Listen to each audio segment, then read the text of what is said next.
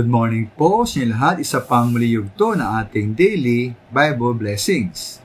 Pamagat po ng ating aring umaga ay paghihirap at panalangin. Paghihirap at panalangin. Ano po maaaring kaibahan ng isang ligtas at isang hindi ligtas sa pagtugon sa paghihirap at pagsubok sa buhay? Bawa po, kapag may karamdaman, kakulangan at problema sa buhay, ano po ba ang tugon ay aksyon po ng hindi ligtas? Maaaring ito po ang hindi ligtas ay mabalisa at labis na mag-alala. O maaaring ito po mga hindi ligtas ay magalit sa kanilang kinikilalang Diyos, malito, mawala ng pag-asa at sumuko na lamang. O iba po naman ay maaaring lumaban at gumawa ng paraan.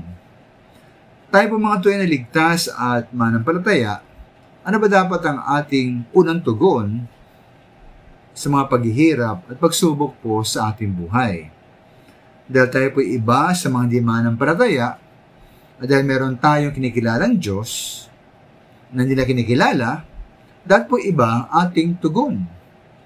Ito nga po ang angkop, no? Dito ang sinabi po sa unang bahagi ng Santiago 5:13, sabi po roon, nahihirapan ba ang sino man sa inyo?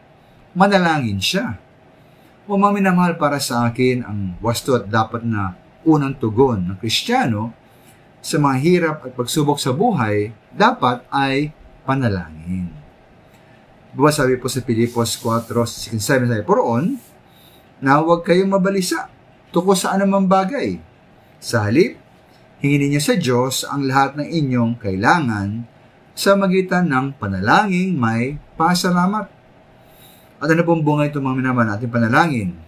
Biroon at ang kapayapaan ng Diyos na hindi kayang manawa ng tao ang siyang mag-iingat sa inyong puso at pag-iisip dahil sa inyong pag-ipag-isa kay Kristo Jesus.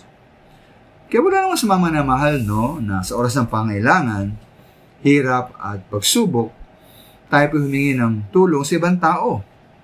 Ngunit kahit po sa magitan ng ating panalangin, matay igabay ng Panginoon, ating Diyos, kung sino ang dapat nating lapitan at hinga ng tulong. Kaya po bilang Kristiyano, nawa po ating unang tugon sa mga pagsubok at hirap ay ang panalangin sa ating Diyos. Maraming salamat po.